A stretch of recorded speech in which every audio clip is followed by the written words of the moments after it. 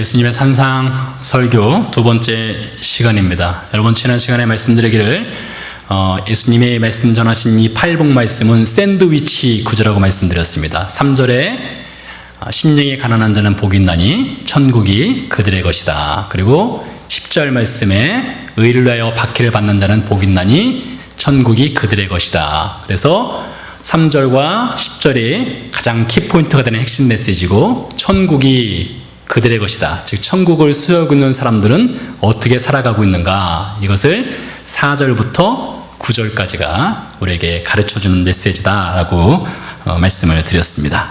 자, 그래서 오늘부터는 이제 4절부터 한 절 한씩 살펴볼 텐데, 이 4절 말씀부터 시작되는 것은 천국 백성, 천국을 수여하고 있는 그리스도인들은 어떻게 살아가고 있는가, 그것을 여러분들이 이제 말씀을 통해서 듣게 되실 것입니다.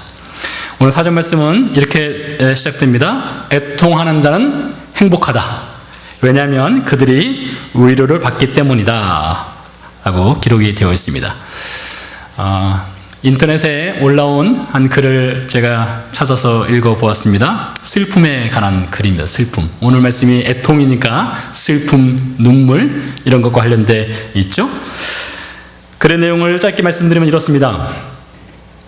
누가 슬픈가? 누가 슬픈가? 모든 사람이 슬프다. 슬픔은 모든 사람에게 오고 나에게도 온다. 별로 사실 무미건조한 글의 내용인 것 같습니다. 근데 이 글을 읽고서 제가 제 자신에게 한번 적용을 해봤어요. 누가 슬픈가? 모든 사람이 슬프다. 슬픔은 모든 사람에게 오고 나에게도 온다. 그래서 저에게도 슬픈 일이 있는가 한번 생각을 해봤습니다. 여러분, 제가 이렇게 웃고 있지만 웃는다고 해서 항상 웃는 것이 아닙니다. 웃고 있어도 마음에는 슬픈 것이 늘 있습니다. 참 과거에 슬픈 일들이 저에게도 있었습니다. 지금도 현재 진행형인 슬픈 일들이 있습니다. 앞으로 미래에는 저에게 슬픈 일이 없을까요? 그렇지 않습니다. 항상 기뻐하라 감사하라 하지만 슬픈 일이 언젠가 저에게 반드시 찾아오게 될 것입니다. 어쩌면 사랑하는 아내와 헤어지는 슬픔이 있을 수도 있고, 또 사랑하는 우리 자녀들과 또 헤어지는 슬픔이 있을 수도 있습니다. 병이 들어가는 슬픔이 있을 수도 있습니다. 저뿐일까요? 아닙니다. 여러분도 예외가 아닙니다. 여러분에게도 과거의 생채기가 있습니다. 삶의 흉터가 있어요. 현재 진행형인 슬픔이 있을 수 있습니다. 그리고 여러분에게도 죄송하지만 예외 없이 그 언젠가 슬픔이 찾아오게 돼 있습니다. 죄송합니다. 연세 드신 분 앞에서 제가 인생은 이렇습니다 라고 말씀드린 것은 좀 죄송하지만, 그러나 어떻게 하겠습니까? 이건 사실입니다. 여러분 앞에도 슬픔이 다가오고 있습니다. 어쩌면 우리는 이 슬픔을 미리 연습하면 슬픔이 좀 경감될까 해서 눈물을 미리 연습하고 슬픔을 미리 연습해서 앞으로 다가올 슬픔을 대비하고 싶다, 이렇게 생각할 수도 있겠지만 그거 효과가 없을 것 같습니다. 아무리 눈물을 미리 연습하고 슬픔을 연습한다 한들 갑작스럽게 다가오는 그 슬픔과 애통과 눈물을 어떻게 우리가 쉽게 견뎌낼 수가 있겠습니까? 오늘 말씀에 마태는 애통하는 자는 행복하나니 그들이 위로를 받을 것이다 이렇게 기록했지만, 누가복음에 보니까 좀 비슷한 표현이 나옵니다. 누가복음에도 예수님의 산상설교가 짧게 기록이 되어 있는데 거기에는 이렇게 기록되어 있습니다. 지금 우는 자는 행복하나니 너희가 웃을 것이다. 이 두 본문을 비교해 보면 마태보다는 누가가 한 말이 좀 더 쉽게 다가옵니다. 지금 눈물을 흘리는 사람은 앞으로 웃게 될 것이다. 그것이 행복하다. 행복한 사람이다. 이렇게 이야기를 하는 것이죠. 우리 인생에는 한 손에는 슬픈 보따리를 들고 다니고 또 다른 손에는 웃음 보따리를 들고 다닙니다. 여러분, 지난 한 주간 어떻게 사셨습니까? 때로는 우리에게 웃을 일이 있어서 웃음 보따리가 활짝 펴진 일이 있었을 수도 있습니다. 때로는 우리에게 슬픈 일이 있어서 슬픈 보따리를 어깨에 짊어지는 일이 여러분에게 있을 수도 있었겠습니다. 이탈리아의 철학가이자 소설가인 움베르토 에코가 쓴 장미의 이름이라는 소설이 있습니다. 영화로도 만들어졌는데요, 아주 재미있는 소설이자 영화입니다. 이 장미의 이름의 뒷배경, 이 소설의 뒷배경에는 웃음의 문제를 다루고 있습니다. 중세시대에 한 수도원이 있는데 그 수도원의 수도사들이 원인 모르게 죽어가는 겁니다. 그래서 그 원인을 파헤치기 위해서 다른 수도사들이 와서 조사를 합니다. 알고 보니까 이 수도사들이 죽는 이유가 다른 것 때문에 죽는 것이 아니라 책을 읽다가 죽는 거예요. 그 책이 어떤 책이냐? 당시에 금서로 지정된 책이었습니다. 그 금서는 사람에게 웃음을 주는 책은 마귀의 장난이고 사람을 무지하고 무식하게 이끄는 책이다 라고 해서 웃음을 유발하는 책을 금서로 지정을 했는데 수도사들이 너무나 궁금한 거예요. 그래서 몰래 지하 창고로 들어가서 금서로 된 그 책을 읽어요.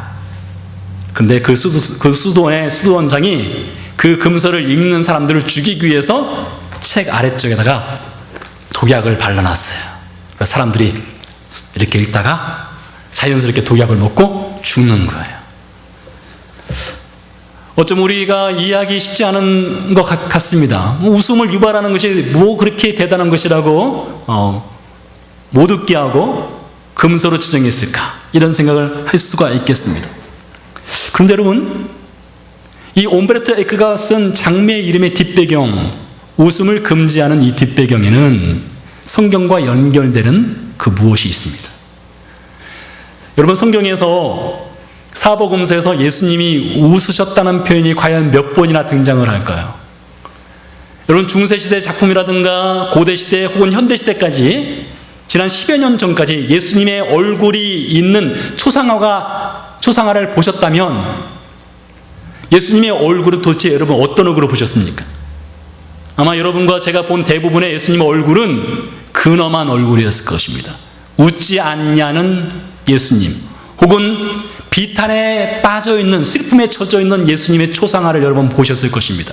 성경은 어떻습니까? 성경에서 과연 예수님이 웃으셨다는 표현이 과연 나올까요? 어떤 사람들은 한 번도 안 나온다 이렇게 이야기하는 사람들이 있고요, 저는 한 번 나온다 이렇게 생각합니다. 누가복음 11장 21절의 말씀 보니까 이런 말씀이 기록되어 있습니다. 예수께서 성령으로 기뻐하셨다.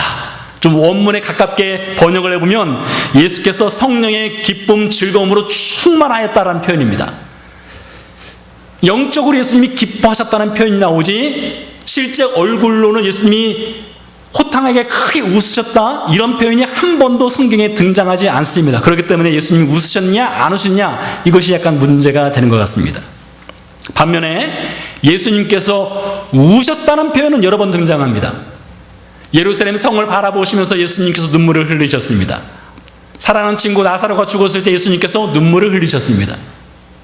그리고 예수님께서 한 번 더 눈물을 흘리셨습니다. 겟세마네에서 눈물을 흘리셨습니다.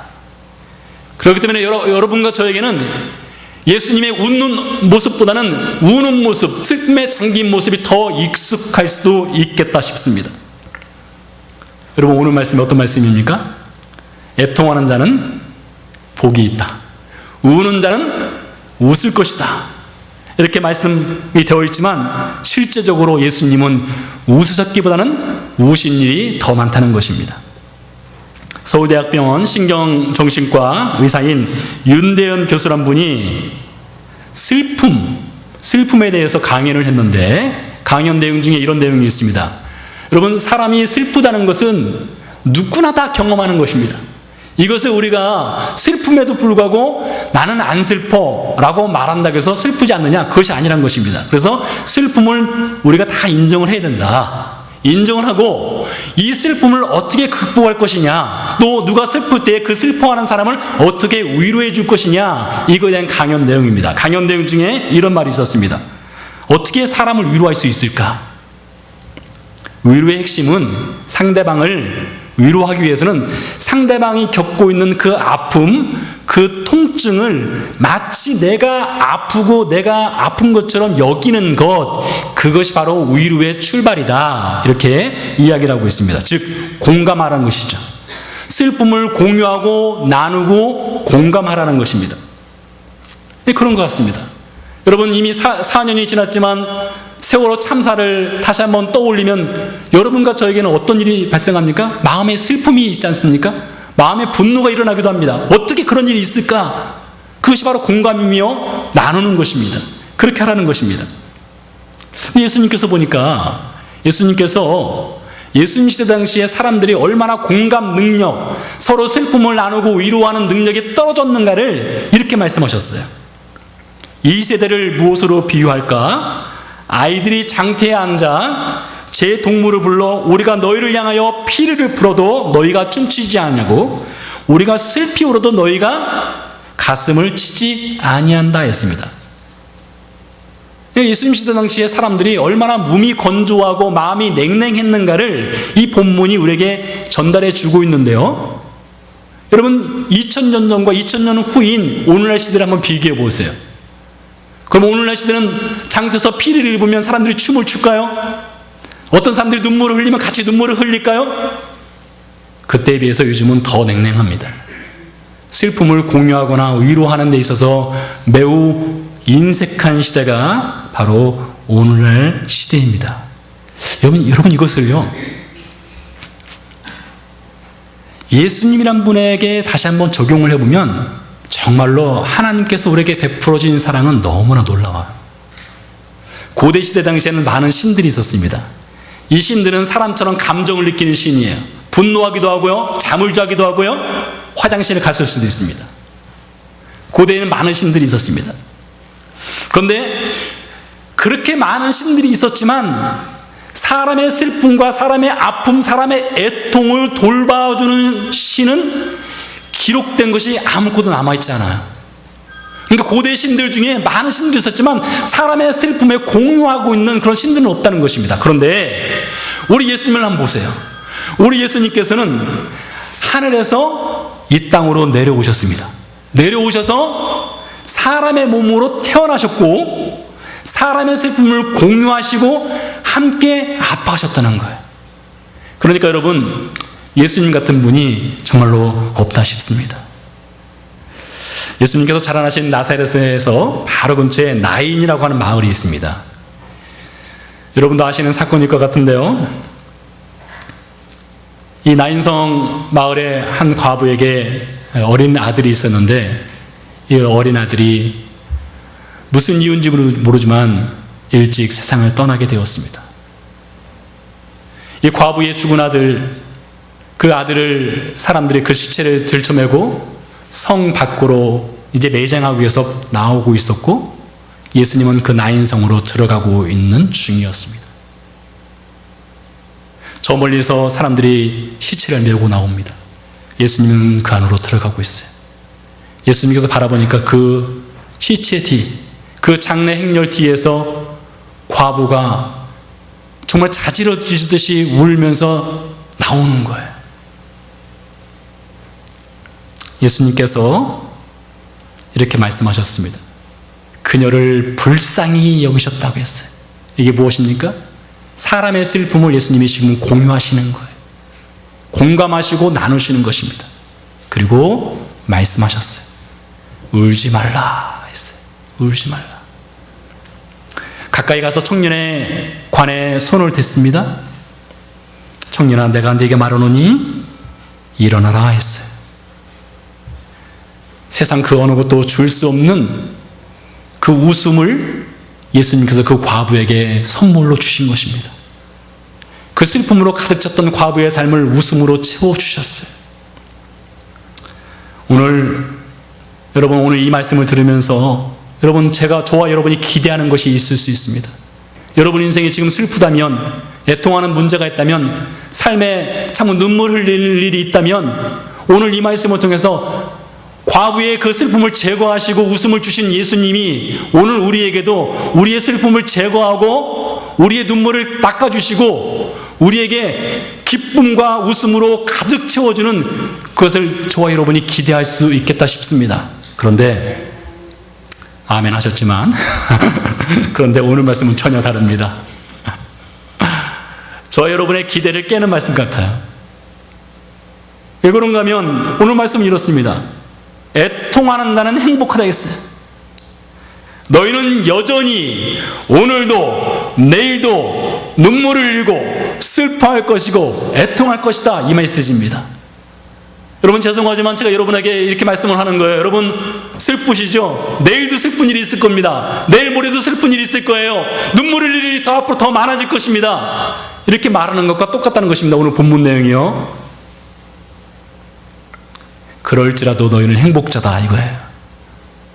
어찌 보면 굉장히 어울리지 않는 두 단어입니다. 애통한데 행복하다. 눈물을 흘리는데 기쁘다. 슬픈데 웃는다. 이런 표현입니다. 전혀 어울리지 않는 표현입니다. 그럼 어떻게 행복할 수 있다고 이렇게 예수님이 말씀하시느냐? 눈물을 흘리지만 여전히 행복할 수 있는 이유, 슬퍼하지만 여전히 웃을 수 있는 이유, 애통하지만 여전히 기뻐할 수 있는 그 근거, 그것이 무엇이냐? 이것이 중요하겠죠. 그것을 예수님께서 저와 여러분에게 오늘 가르쳐 주십니다. 예수님 말씀하셨어요. 너희가 애통할지라도 너희는 행복하실 것이다. 왜냐? 너희에게는 위로가 있기 때문이다 라고 하셨어요. 그럼 그 위로의 내용이 무엇인지 알면 우리가 슬프고 애통하고 눈물을 흘리지만 행복할 수 있는 거예요. 잘 들어보세요. 첫 번째로, 우리 그리스도인의 인생은요, 저와 여러분은 결코 우리 인생의 마지막을 눈물로 마치는 인생이 아닙니다. 슬픔으로 마치는 인생이 아니에요. 왜 그렇습니까? 우리에게는 영원한 천국이 있기 때문입니다. 저는 목회자로서 장례식장을 여러 번 가보았습니다. 아마 여러분도 여러 번 가봤을 겁니다. 장례식장에 가면은 무엇이 있습니까? 장례식장은 슬픔을 초대하는 장입니다. 눈물이 있습니다. 아픔이 있고 슬픔이 있습니다. 헤어짐의 슬픔, 그 무엇으로도 말할 수 없는 그 슬픔이 있습니다. 사실 저는 유가족을 어떻게 위로해야 될지 모르겠어요. 설령 제가 무슨 말로 위로한들 그것이 위로가 되겠습니까? 얼마나 슬픈 현장입니까? 그러나 우리 그리스도인들은 죽음이 끝이 아니라는 것이 분명합니다. 왜요? 죽음 후에는 반드시 우리에게는 영원한 천국이 있기 때문입니다. 하나님이 우리를 어떻게 위로해 주십니까? 요한계시록 21장에 보니까 이렇게 말하고 있습니다. 하나님이 그들과 함께 계시리니 그들은 하나님의 백성이 되고 하나님은 친히 그들과 함께 계셔서 모든 눈물을 그 눈에서 닦아 주신다 했습니다. 그러니까 여러분, 지금 여러분이 슬프고 애통하고 눈물이 있을지라도 우리의 마지막에는 그 눈물을 하나님께서 닦아주시는 것이 분명합니다. 그렇기 때문에 우리는 행복한 삶을 살아갈 수 있다는 것입니다. 여러분 감사합니다. 여러분이 믿음으로 아멘을 해주시니까 너무나 감사한데요. 근데 제가 이렇게 말씀을 전하지만은 그래요. 좋습니다. 천국 우리가 언젠가 가니까 그때가 우리의 눈에서 눈물도 닦아주고 기쁨으로 충만하게 해준다는 약속 너무나 좋습니다. 근데 너무 멀어요.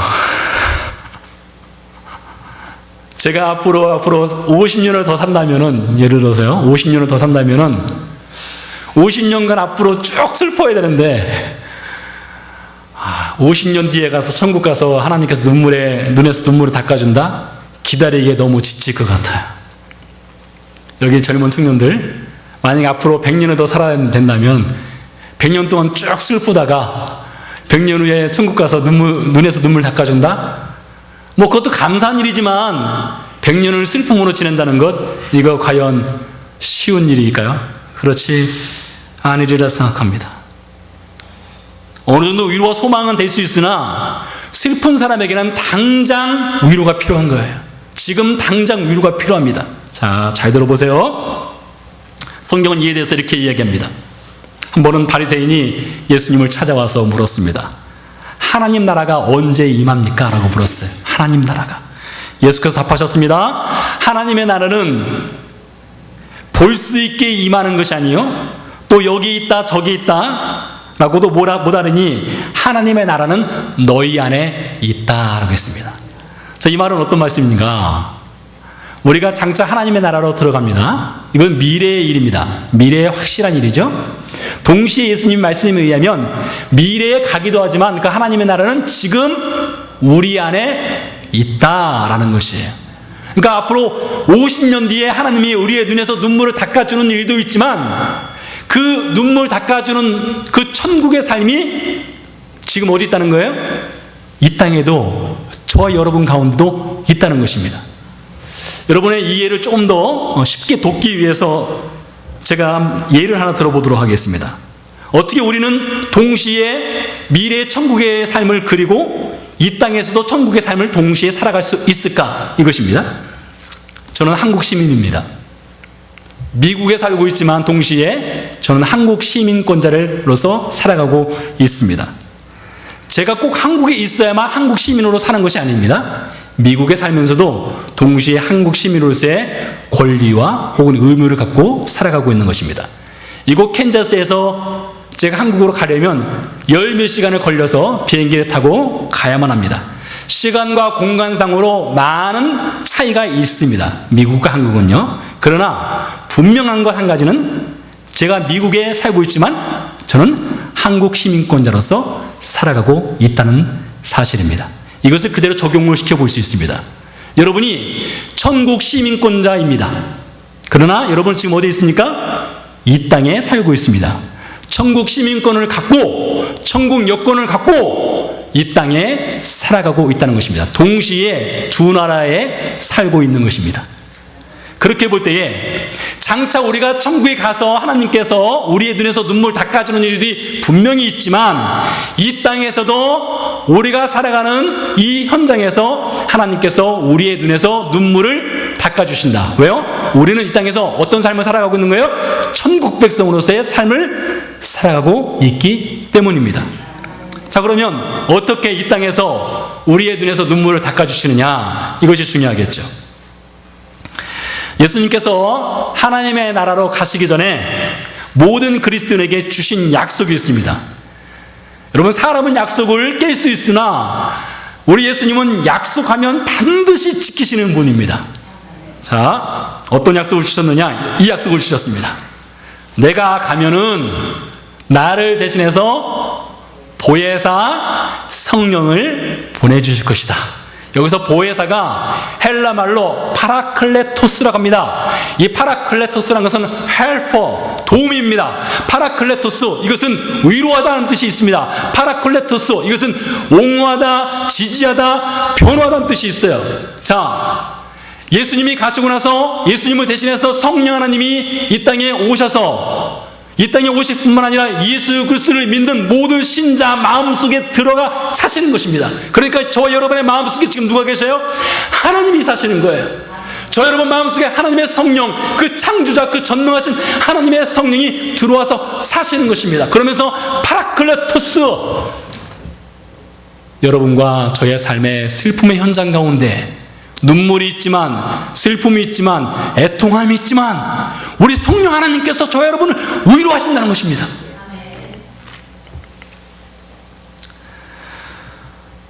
아무리 부부지간인지라도 서로 이해하지 못하는 일들이 참 많습니다. 여러분 잘 아시죠?